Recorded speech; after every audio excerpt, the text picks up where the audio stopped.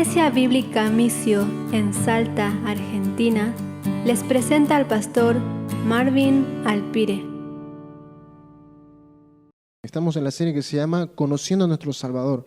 El objetivo de esta serie, quiero que lo sepa bien, el objetivo de esta serie es conocer a aquel que dio su vida por nosotros y resucitó al tercer día. Conocer y deleitarnos en Él. Conocerle y deleitarnos en Jesucristo. Ese es el objetivo, hermano. Y el objetivo es que tú leas la palabra y tú conozcas a tu Salvador y tú te deleites en Él. Tu alma se llene de Jesucristo. Ese es el objetivo de esta serie. Bien, la enseñanza de hoy tiene como nombre un sueño hecho realidad. Un sueño hecho realidad. Bien, esa es la enseñanza de hoy. Y quiero contarle que en esta semana vi un video. Me pareció interesante porque estaba un niño, parece como que se había despertado en la mañana de su cumpleaños. Bien, el chico tendría alrededor de 8 o 9 años más o menos. Y bueno, se despierta de cumpleaños, estaba ahí de pijama.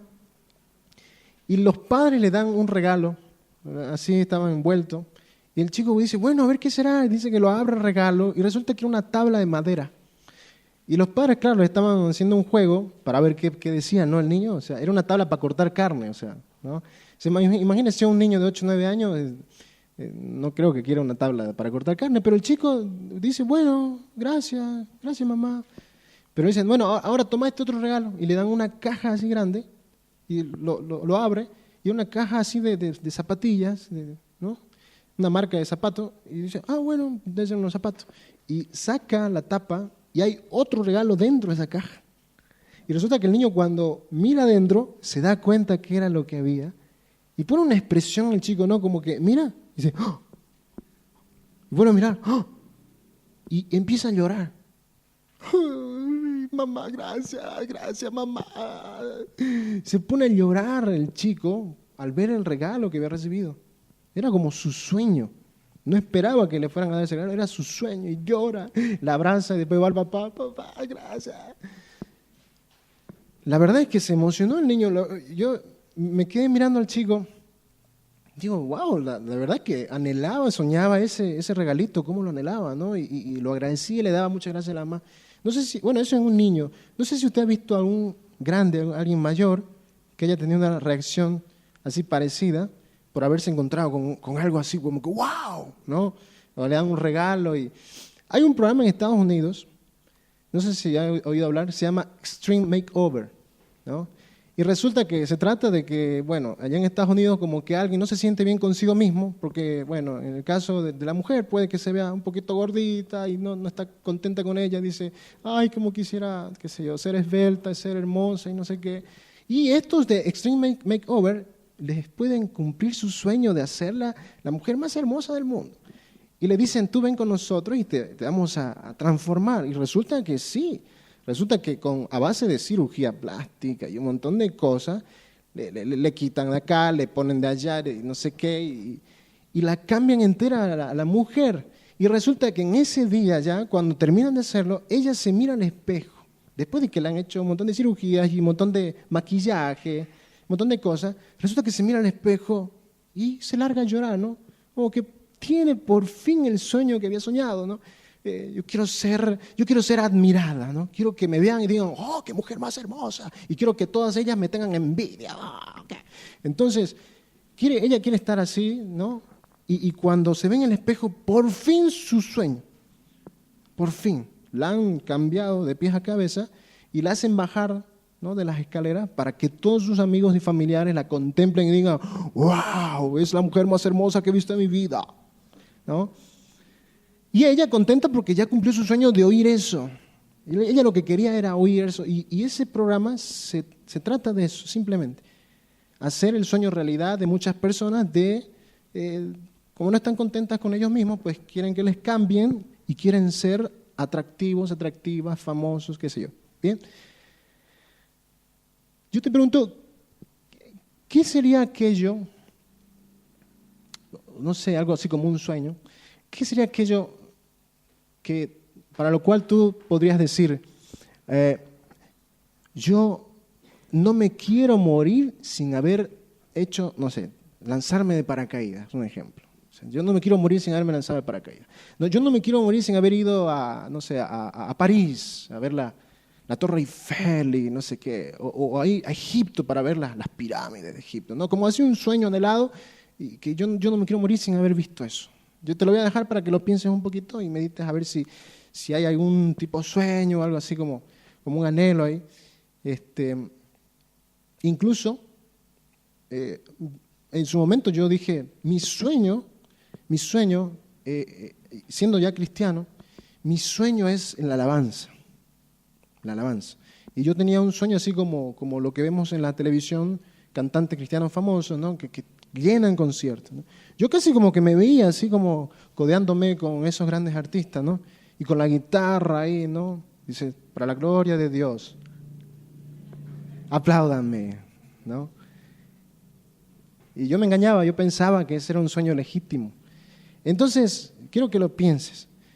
Mientras tú lo piensas, vamos a avanzar en lo que hemos estado viendo. Resulta que Lucas, el evangelista, la semana pasada nos contó de que Jesucristo había nacido y dice que una multitud de ángeles, ¿no?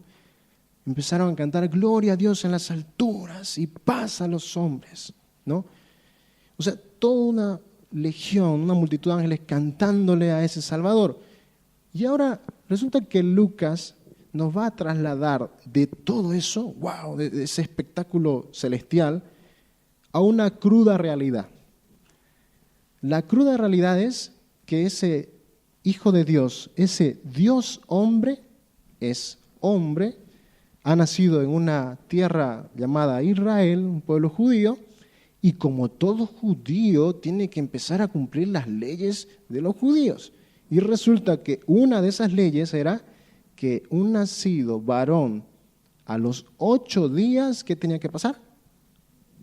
Tenía que ser circuncidado. Vamos a buscar en Lucas, capítulo 2.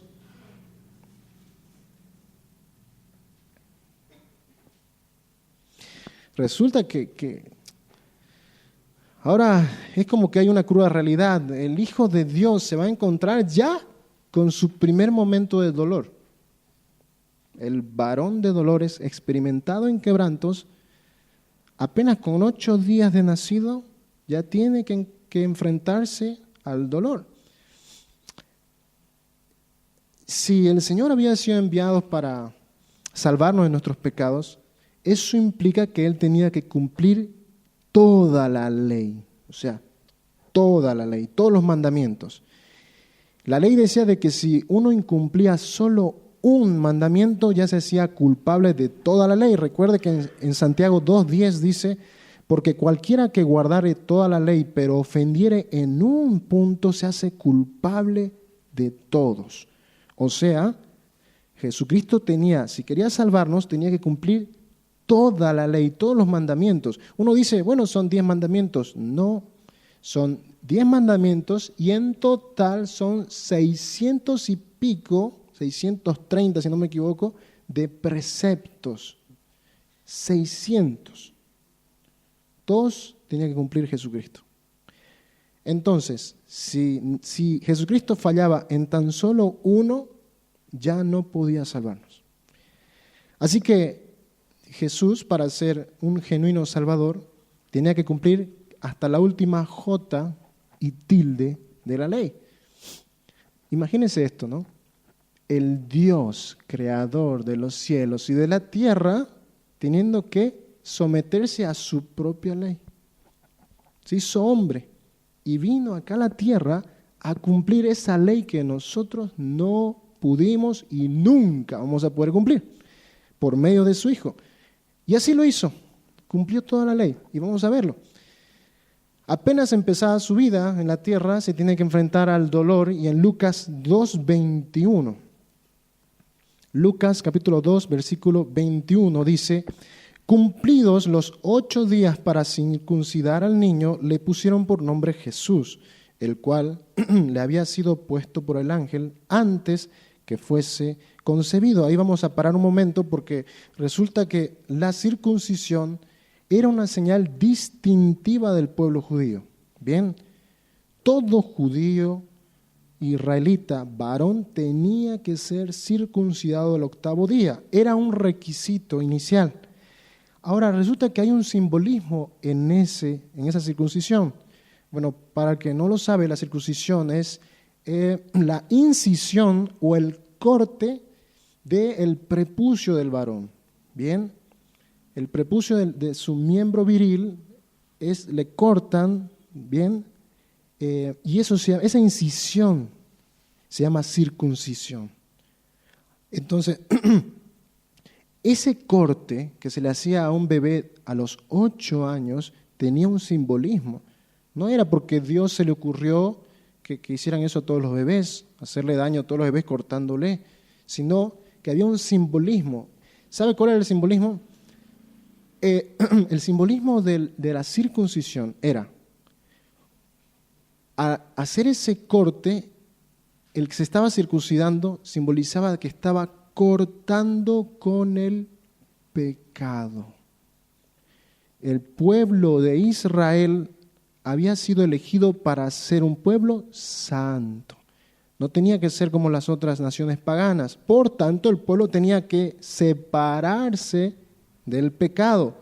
Ese corte significaba el cortar con el pecado para ser apartado para Dios.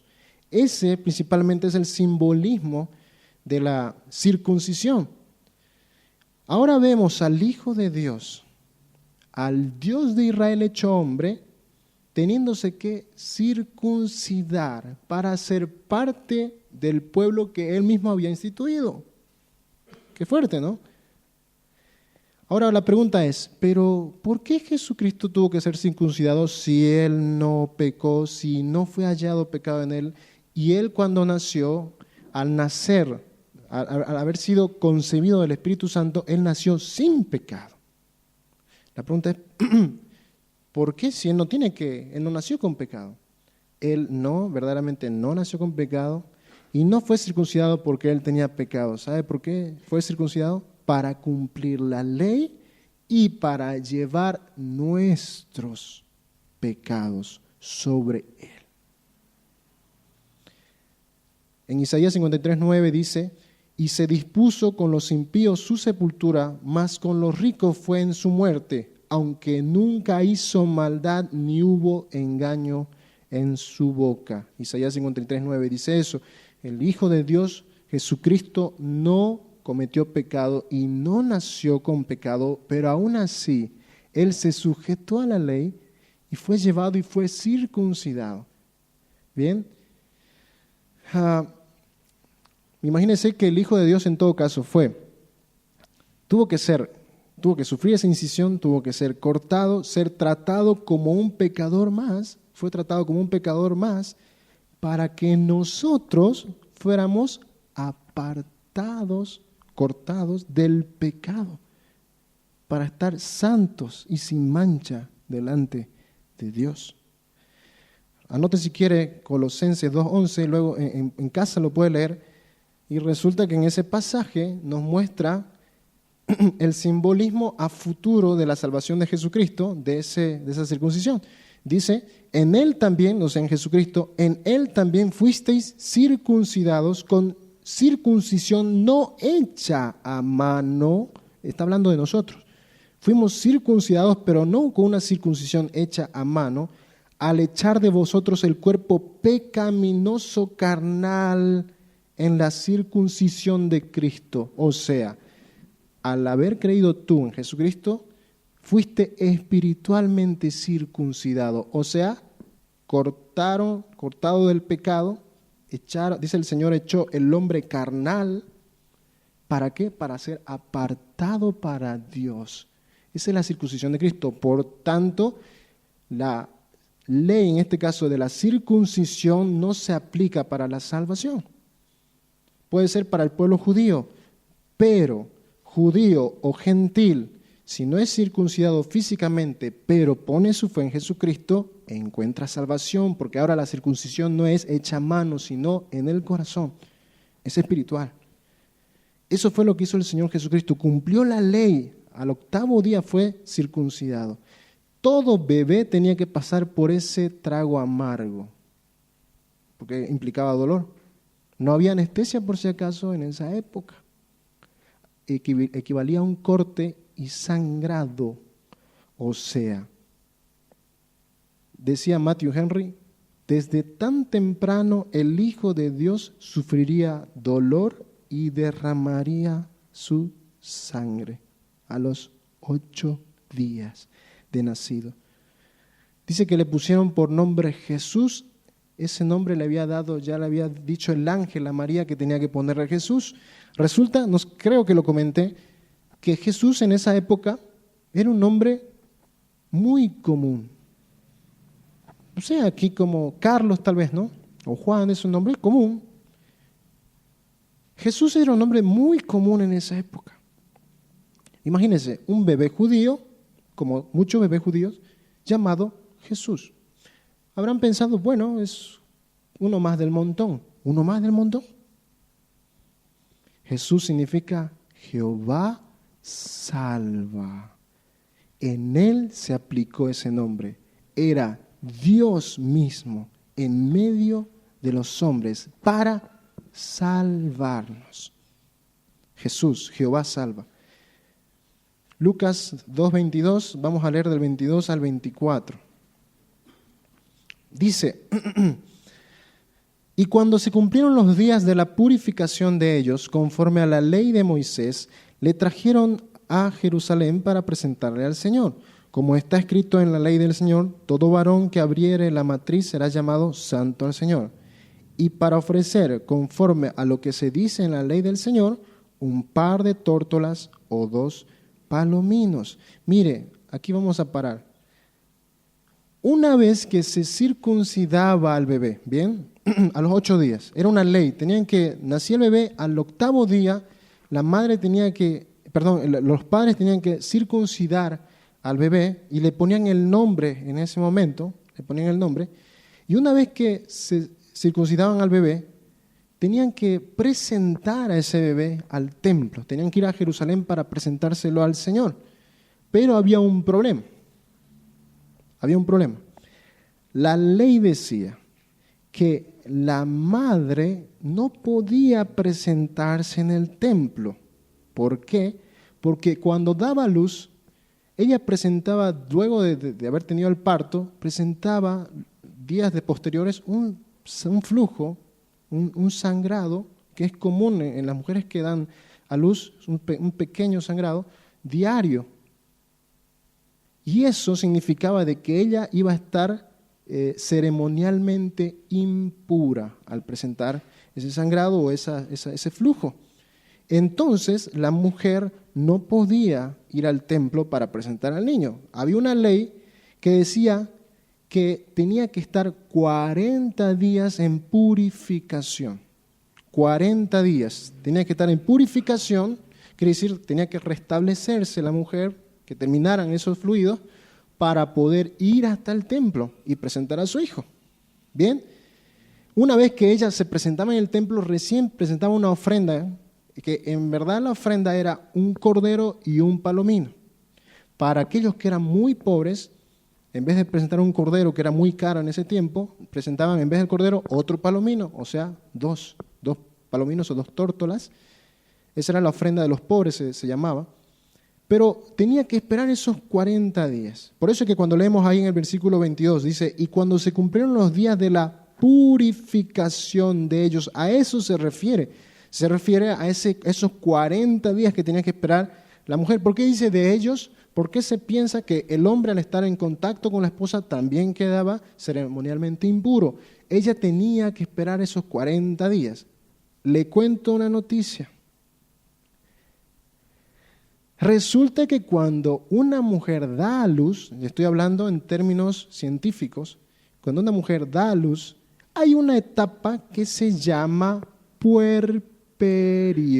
Para todas las mujeres que han tenido luz, que han dado a luz, o para las que van a dar a luz, tienen que saber que hay una etapa después del parto que se llama puerperio. Y esa etapa se caracteriza por un sangrado, unas secreciones en esos días, donde la mujer tiene que guardar reposo, hacer actividades suaves, ¿bien? Puede hacer actividades en casa, ¿no?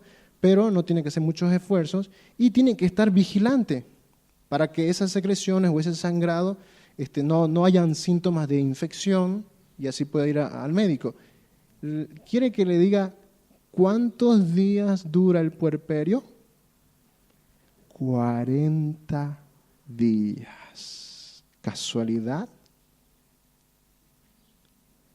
La ciencia, los médicos saben que 40 días tiene que la mujer estar en ese proceso, en ese puerperio. Y Dios, que fue el que hizo a la mujer, puso una ley.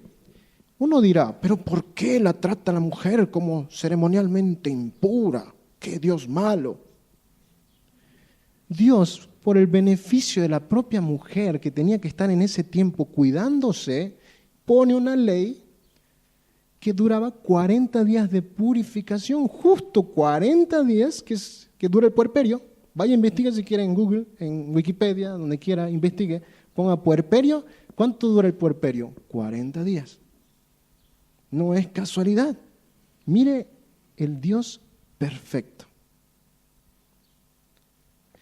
Dios, sabiendo que la mujer necesita de ese tiempo para recuperarse, pone una ley que le favorecía a la mujer judía para que tuviera ese tiempo de purificación y se restableciera, y así presentarse en el templo. ¿Qué pasaba luego de los 40 días? Tenía que dar una ofrenda para su purificación, para poder presentarse otra vez en el templo, y esta ofrenda, como ya lo dije, consistía en un cordero y un palomino, esas dos cosas, esos dos animales, un cordero y un palomino. Palomino sería un pichón de paloma, sería, ¿bien? Un cordero y un palomino. Ahora, en ese tiempo el cordero era costoso, pero había una ofrenda que se llamaba la ofrenda de los pobres, que en vez de dar ese cordero, se daba, en vez de ese cordero, otro palomino. Eran dos. Y resulta que esa era la ofrenda que dieron María y José, la ofrenda de los pobres. Ellos no tenían dinero y ofrecieron esos dos palominos. Bien, hay algún delirante por ahí que dice que Jesús era rico, que no sé qué. Vemos que nació en un hogar pobre. El Hijo de Dios.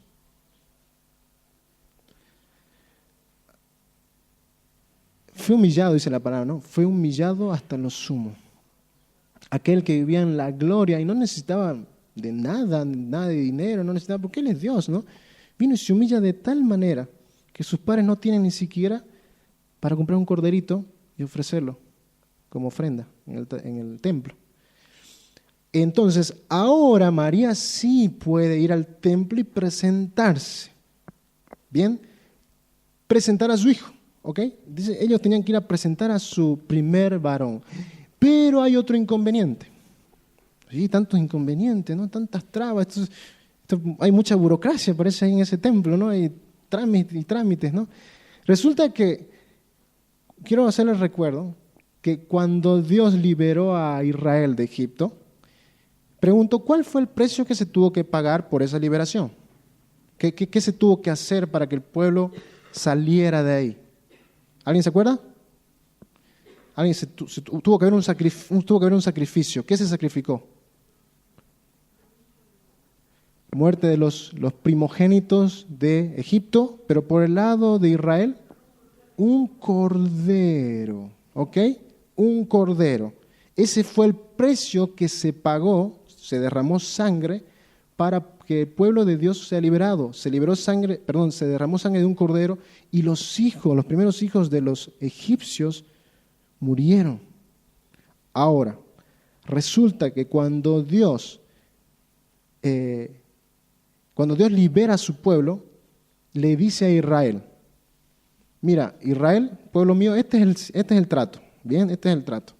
Ya que yo puse un cordero para redimir a tu primer hijo varón, para poder ser rescatado, de ahora en adelante, ustedes me van a entregar a mí todo primer hijo varón. Bien, todo primer hijo varón que les nazca va a ser mío. Y eso de ser mío significa de que le iba a servir constantemente en el templo.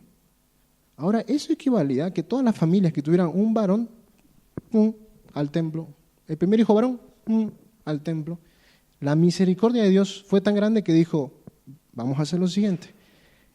La tribu de Leví va a ser la que me va a servir continuamente en el templo, pero ustedes que no son de la tribu de Leví van a pagar la redención de sus primeros hijos.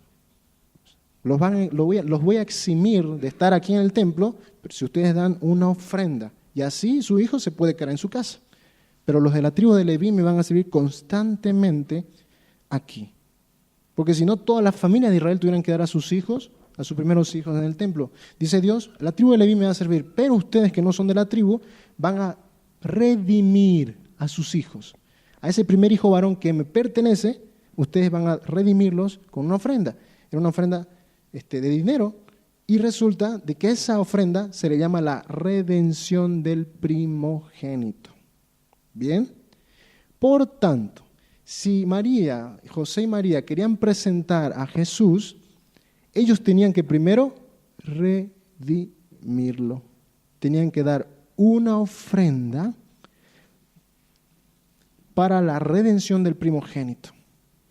Dice Dios, todo varón, todo primer hijo varón me pertenece, dice. Entonces, para redimirlo tienes que dar esa ofrenda. ¿Sabe que en el texto usted no va a encontrar que ellos dieron esa ofrenda? Lo más probable es que ellos no les alcanzaba para dar esa ofrenda. Y lo más probable es que solamente se la pagó por medio de las 2 tórtolas, o los 2 palominos. No les alcanzó para más. Tuvieron que ofrecer esos 2 palominos y así redimir a su hijo, al Salvador. Y mire este detalle. El Salvador tuvo que ser redimido, no de sus pecados, tuvo que ser redimido, o sea, tuvo que cumplir esa ley, tuvo que ser redimido para que nosotros fuéramos redimidos de nuestros pecados. Y cumplió la ley, porque ciertamente se lo ofreció, se lo presentó al Salvador y fue redimido como tenía que ser. Así que, en pocas palabras, como Dios había pagado, había redimido por los primeros hijos de Israel con un cordero, los israelitas tenían que ofrecer y a la vez redimir a cada primer hijo varón. Interesante, Jesús es el Cordero de Dios, nuestra verdadera Pascua, y tuvo que ser redimido, pero no porque tenía pecado.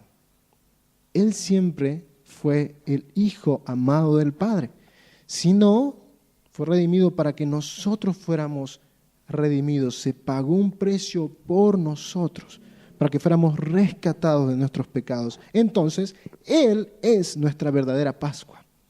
Él es el Cordero de Dios. Versículo 25.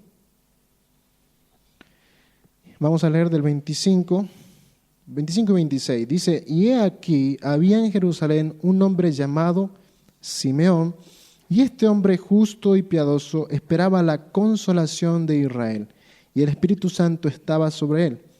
Y le había sido revelado por el Espíritu Santo que no vería la muerte antes que viese al ungido del Señor. Hasta aquí vamos a parar un momento. Antes de que sigamos, solamente para aclararle eso de redimido.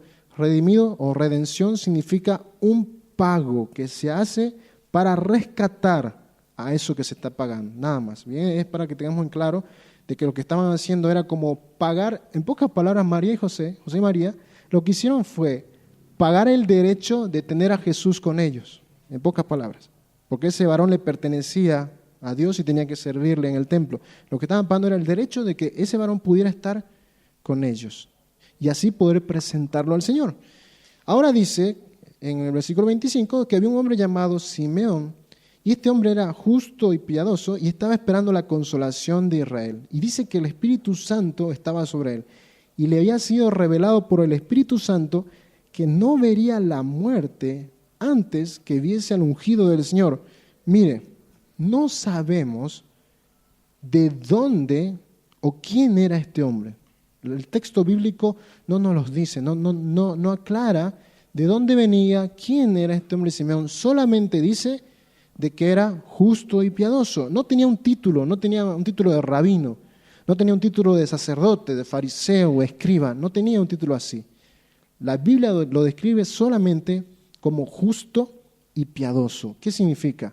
Era recto con los hombres, era íntegro, era un hombre de palabra con los hombres. Y piadoso significa un hombre adorador de Dios. Mire qué interesante, Simeón, justo y piadoso, recto, buscaba la voluntad de Dios, agradar a Dios, y piadoso, adorar a Dios, servir a Dios. Eso es piadoso. ¿Bien? O sea, tenía una vida entregada al Señor. Ese era Simeón. Este hombre no tenía sueños de grandeza. Por ejemplo, estar a la derecha del Mesías cuando él viniera a reinar, para que también él pudiera reinar. No tenía un sueño como ver a Israel llena de gloria y esplendor encima de todos sus enemigos, poderosa. No tenía un sueño así. Simplemente esperaba la consolación de Israel. ¿Qué significa la consolación? Estaba esperando con paciencia la venida del Mesías, para que Israel por fin pudiera descansar y estar con Dios, por fin pudiera volver a tener una relación con Dios justo y piadoso, misericordioso. Eso es lo que estaba esperando Simeón. Estaba esperando el día en poder ver a su pueblo otra vez, volviéndose a Dios, y el Mesías ahí en medio de ellos, la consolación de Israel. Una característica que dice es que el Espíritu Santo estaba sobre él. Mire, Lucas es el evangelio del gozo, es el evangelio de las buenas nuevas, pero también Lucas es el evangelio de la obra del Espíritu Santo. Recuerda que María fue llena del Espíritu Santo, Elizabeth fue llena del Espíritu Santo. María, cuando es llenada, empieza a cantar un cántico, y el cántico se llamaba Magnificat de María. Elizabeth, llena del Espíritu Santo, se da cuenta que en el vientre de María, cuando estaba embarazada, estaba ahí ni más ni menos que su Señor. Y ella lo confiesa y dice, la madre de mi Señor. Zacarías también eleva un cántico lleno del Espíritu Santo y profetiza. El Evangelio de Lucas nos muestra de una manera maravillosa la obra del Espíritu Santo. Y escuche bien, siempre el Espíritu Santo te va a guiar a Cristo. Esa es la misión del Espíritu Santo, te va a llevar a Cristo. ¿Bien? No va a llevarte a tener sueños de grandeza, sueños terrenales, sueños egoístas, te va a llevar a Cristo. Entonces, este hombre Simeón dice el Espíritu Santo sobre él, y también eleva palabras, se podría decir como un tipo cántico también. Eso lo vamos a ver después. Pero dice que el Espíritu Santo le había mostrado a Simeón que no moriría sin que antes fuera testigo ocular del sueño de todo judío.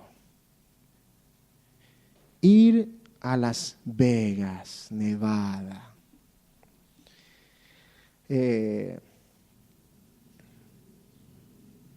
No sé, ¿no? Tantos sueños locos que hay por ahí, ¿no? Hay chicos que, ¿saben?, arriesgan sus vidas por simplemente subirse a un rascacielos y tomarse una foto de ahí. Porque es su sueño, salir en una portada o ser famoso, ¿no? Se arriesgan subiéndose a un rascacielos, ahí en el borde, ¿no?, del rascacielos, ahí, ¡tac!, se toman una foto con tal de aparecer ahí en las redes sociales y digo, ¡oh, qué osado ese chico! Cada sueño loco que hay. Sin embargo, los judíos tenían un sueño, un anhelo. Todo judío anhelaba el día de que el Mesías, el ungido de Dios, estuviera. Lo que pasó fue que el pueblo judío, cuando vino Jesucristo, no lo reconoció como su Mesías. No lo reconoció. Pero este hombre, Simeón, estaba esperando de verdad, anhelantemente y con paciencia, anhelaba ese día, de ver al ungido del Señor. ¿Cuál era el sueño de Simeón? Ver con sus ojos a ese ungido. ¿Qué significa ungido?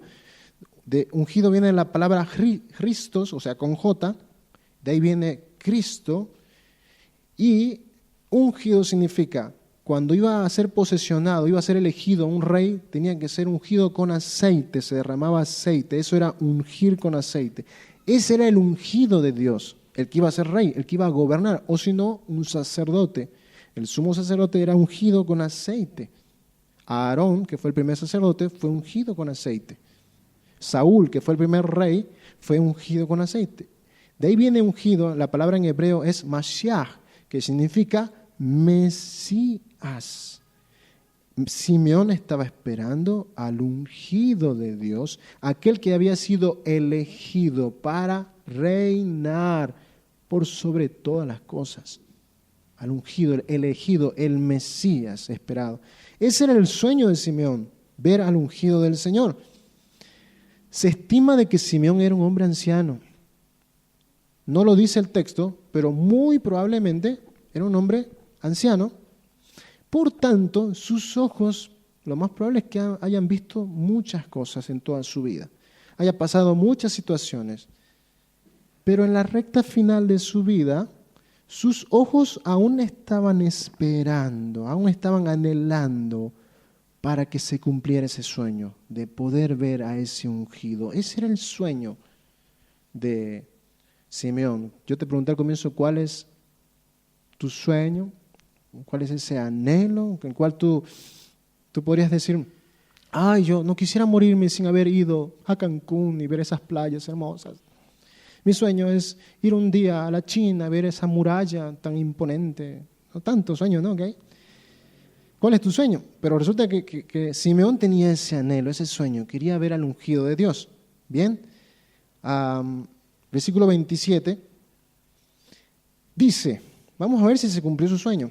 Y movido por el Espíritu, vamos a leer del 27 al 30, y movido por el Espíritu vino al templo. Y cuando los padres del niño Jesús lo trajeron al templo para hacer por él conforme al rito de la ley, él, o sea, Simeón, le tomó en sus brazos. O sea que no solamente se cumplió sus sueños de verlo, sino lo pudo agarrar, tenerlo en su regazo. Alguien dijo, tuvo al Salvador cerca de su corazón. Si Juan, el apóstol amado, el discípulo amado, tuvo el privilegio de apoyarse en el regazo, en el pecho de Jesucristo, estar muy cerca de su corazón, Simeón tuvo el privilegio de tener al Salvador cerca de su corazón. Ese corazón estaría lleno de gozo. Oh Señor, o sea, no solamente me ha cumplido el sueño de verlo, sino lo puedo tener en mis brazos. Él le tomó en sus brazos y bendijo a Dios diciendo, ahora, Señor, despides a tu siervo en paz. O sea, ya me puedo morir. Ya me puedo morir en paz. Despides a tu siervo en paz conforme a tu palabra, el 30, porque han visto mis ojos tu salvación. Hasta aquí vamos a parar. Porque han visto mis ojos tu salvación. Vuelvo a repetir. El Espíritu Santo siempre te va a llevar a Cristo. Siempre. En este caso, Simeón escuchó, me imagino, un susurro. El Espíritu Santo le dijo, levántate y ve. Ve ahora, este es el momento. Ve, Simeón, ve. Y Simeón, por el Espíritu Santo, es llevado, es dirigido. Un hombre lleno del Espíritu Santo es guiado en esta vida. Es dirigido por Dios. Dice que, como, no sé, imagínense, ¿no? Como estaría haciendo, imagínense que estuviera cocinándose el almuerzo, ¿no? O estaría en la mañana haciéndose el desayuno. Y de repente viene una convicción del Espíritu, dice, deja de hacer lo que estás haciendo y ve ahora, ve al templo. Dice, no, tengo que ir al templo, va al templo. Él tal vez no tendría idea de lo que iba a pasar. Y el Espíritu Santo lo empieza a dirigir. Ve, Simeón. Llegando al templo a una cierta distancia, habrá visto una pareja de jovencitos con un bebé en brazos, ¿no? José y María, que eran jovencitos, alrededor de 14, 15, como mucho 16 años, lo tenían a Jesús en brazos. Habrá visto ese matrimonio y el Señor, el Espíritu Santo, los dirige hacia ese matrimonio. Ve hacia ellos, Simeón, ve. Cada paso que estaba dando Simeón, yo creo que simbolizaba a todas las décadas y los años que él esperó pacientemente a ese Salvador. Y cada paso que él estaría dando, su corazón empezaría a tener taquicardia de emoción, ¿no? Empezaría a emocionarse porque ya empieza a sentir de que algo va a pasar y ve a un bebé en brazos. Y empieza a acercarse Simeón y cada vez el Espíritu Santo le va diciendo, el fruto de tu espera va a tener recompensa. El fruto de tu integridad, el fruto de tu búsqueda, de tu piedad, va a tener recompensa y lo vas a ver, lo vas a ver. Así que sigue caminando Simeón, ahí está, ve.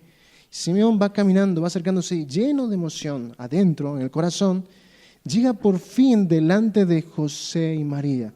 No dice el texto, pero lo más probable es que Dios guió a María a que hiciera esto. Toma, Simeón. Se lo presentara, que se lo diera. Y Simeón, que venía años y años, se estima que tenía Simeón alrededor de 80, 90 años más o menos, ya estaría a punto de morir. Simeón tiene el privilegio de recibir a ese bebé. Lo recibe. Yo creo, es mi convicción, yo creo que él habrá salido una sonrisa genuina, pero también habrá salido lágrimas de emoción. Porque por fin la esperanza de Israel, el consuelo de Israel, el Mesías esperado tantos siglos, y se le da el privilegio a él de recibirlo en sus brazos. Lo tiene a José y María delante, se lo dan al niño, y es como si Simeón dijera, por fin, Señor, por fin. Has cumplido tu promesa, Señor. Tú me lo habías dicho. Y ahora se está cumpliendo, Señor. Lleno de lágrimas, Simeón. Porque ahora mis ojos están viendo tu salvación, la que tú habías preparado, Señor. Le estaba dando la bienvenida al Salvador. Pero ¿sabe qué estaba haciendo? Se estaba despidiendo del mundo. Bienvenido, Jesucristo. ¿Y tu mundo? Chao. ¿Qué más quiero si tengo al Salvador delante mío? Le estaba dando bienvenida a Cristo y bienvenida a la muerte. Muerte, cuando quieras venir, llévame, porque ya mis ojos han visto lo que querían ver, a mi Salvador. Pablo dijo, mejor es morir y estar con Cristo, que es muchísimo mejor. El que tiene a Cristo no tiene miedo a la muerte. El que tiene a Cristo sabe que un día va a encontrarse con su Señor y ese es su anhelo, ese es su sueño, un día estar con su Rey. Ese es el anhelo de todo cristiano. No es tirarme de paracaídas, no es un extreme makeover, no es que cumpla mi sueño de no sé qué, es el Salvador, es contemplarle, es verle. El sueño de Simeón era ver al Salvador y lo pudo hacer. Todo aquel que anhela a Cristo, Dios lo recompensa y le da a Cristo. Todo aquel que anhela al Señor, poder verle, Dios te concede y lo puedes ver todos los días, por medio de la palabra, por medio de la oración, por medio de cualquier situación, tú puedes ver al Salvador. Y ese es el anhelo del cristiano, ver a Jesús en cualquier situación. Si Cristo es el centro de todo, si Cristo es el centro del universo, Él es tu sueño. Él es tu anhelo, Él es tu campeón, Él es tu héroe, Él es todo para ti. Entonces Simeón estaba delante de ese bebé. No solo me has permitido, Señor, poder verlo, sino puedo tenerlo aquí en mis brazos. Y aquí está la consolación de Israel, el Salvador. El Salmo 24 dice que Él es el Rey de gloria. El Salmo 45 dice que Jesucristo es el más hermoso de los hijos de los hombres. Otro salmo dice que Él es el más excelso de los reyes de la tierra. Isaías 6 dice, hablando, dice, Vi al Señor sentado en un trono alto y sublime y sus faldas llenaban el templo. ¿Sabe quién era ese? Ese es Jesús. Porque en Juan 12 usted vuelve a mirar y dice que estaba hablando de Jesús. Él, Simeón tenía a ese Salvador en sus brazos. Hebreos dice que Él es el resplandor de la gloria de Dios. Colosenses capítulo 1 versículo 15 dice de que Él es la imagen del Dios invisible, el primogénito de toda la creación. Por medio de Él se sustentan todas las cosas. Mateo dice que Él es el tesoro escondido, Él es la perla preciosa. Apocalipsis dice que Él es la estrella resplandeciente de la mañana. Él es el sol de justicia. Ese era quien tenía Simeón y ese es tu Salvador. No hay nada ni nadie más hermoso que Jesús. No hay nada que se le pueda comparar. Ni un atardecer hermoso y sublime, ni un paisaje tan precioso no se le puede comparar a nuestro Salvador. No hay nada que se le compare. No hay nada.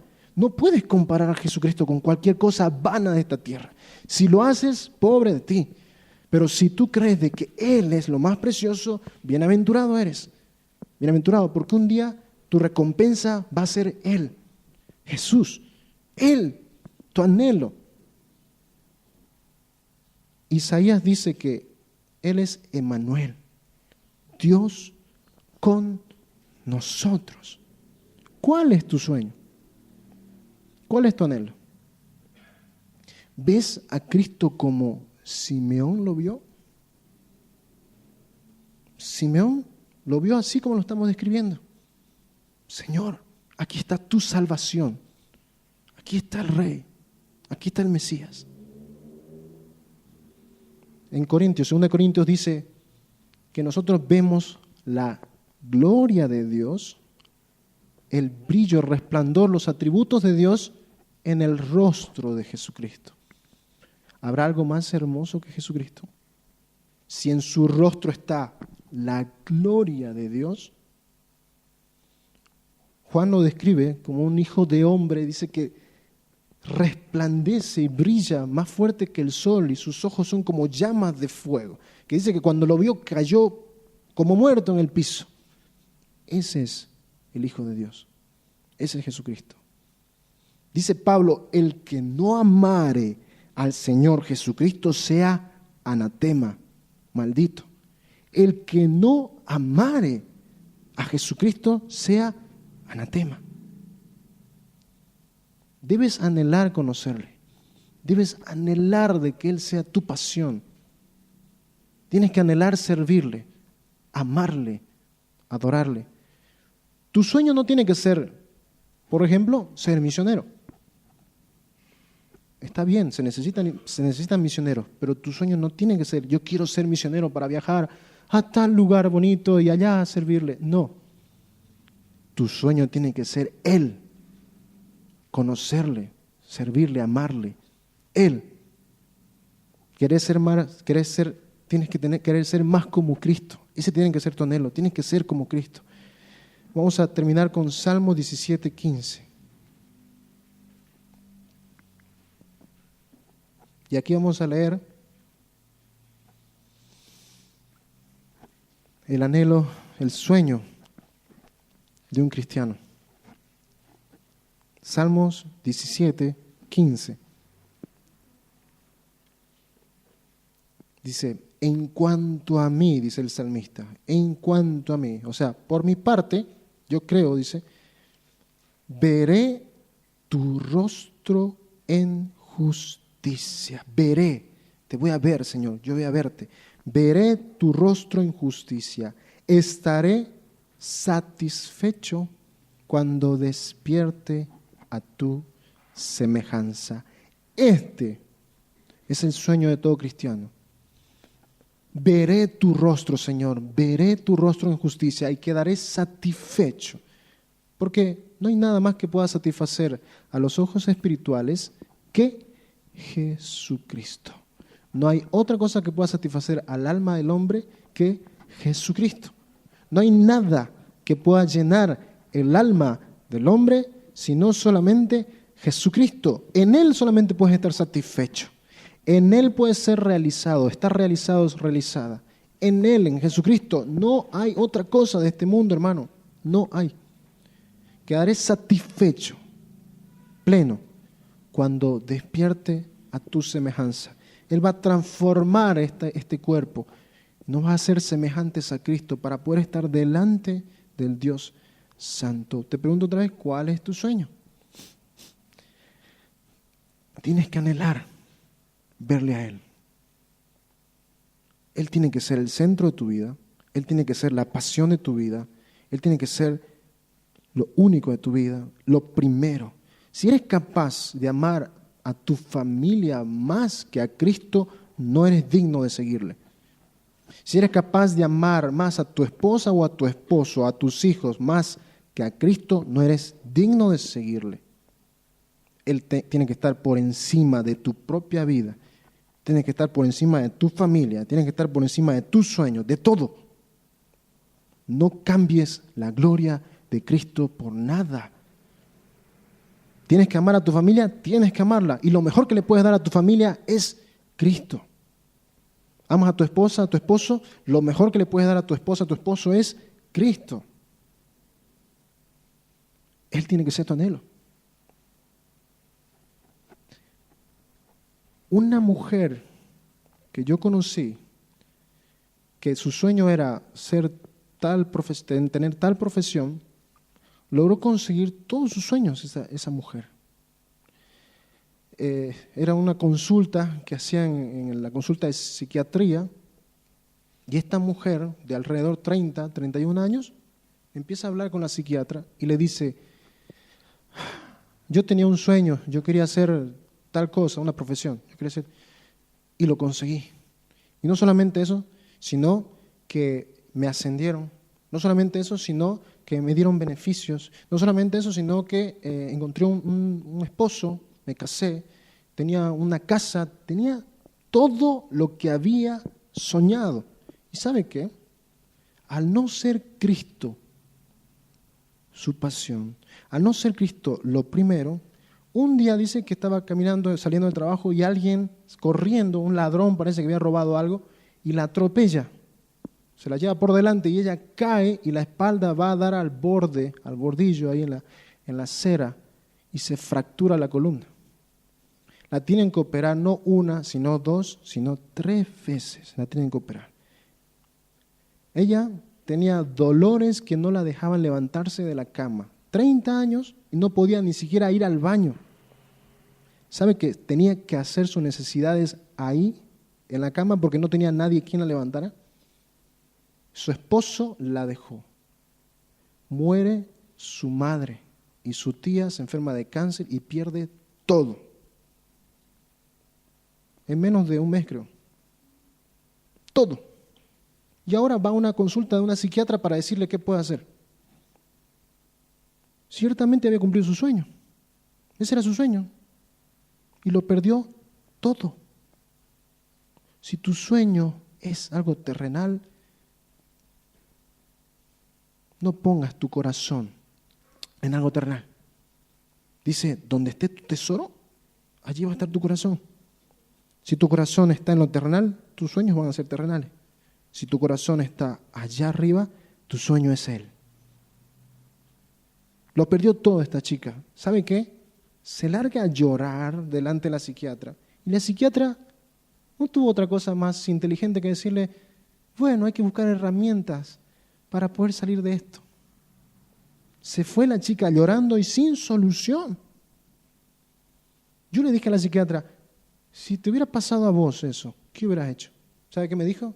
Me dijo, yo agarraba una pistola y me mataba. La psiquiatra, ¿qué solución le va a dar a la psiquiatra si dice me voy a matar, yo me hubiera matado? ¿Qué solución le va a dar? El Señor me permitió en una ocasión luego que ella volviera. Yo dije, yo no conozco a esta chica, pero yo sé que tengo que decirle algo. Y le dije, ¿sabes qué?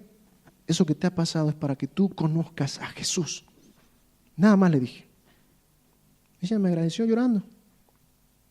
Solamente le dije eso y me fui.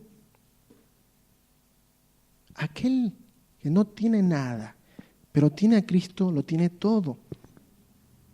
Pero aquel que lo tiene todo y no tiene a Cristo, no tiene nada. Cristo, hermano, Cristo. ¿Cuántos años tienes de vida? ¿Cuántos sueños y cosas has hecho? ¿Has cumplido? Bien. Está bien si has conseguido trabajo, si has conseguido una profesión, está bien. Pero eso no es todo, hermano. Eso son migajas. El tesoro es Cristo. El anhelo de tu corazón tiene que ser Cristo. Así que búscale. Adórale, entrégate a Él. Si tu familia te da la espalda, pues no importa, tú sigue a Cristo. Si la gente, tus amigos te dan la espalda, pues tú sigue a Cristo. Si tus compañeros de trabajo te insultan, se burlan de ti, no importa, yo sigo a Cristo, porque Él es el único que vale la pena seguir. En esta vida, Él, solamente Él. Así que dedícate a Él, ponte de pie, dedícate a Él. Esta prédica fue dada por el pastor Marvin Alpire. Para más recursos, visítenos en www.misiosalta.com.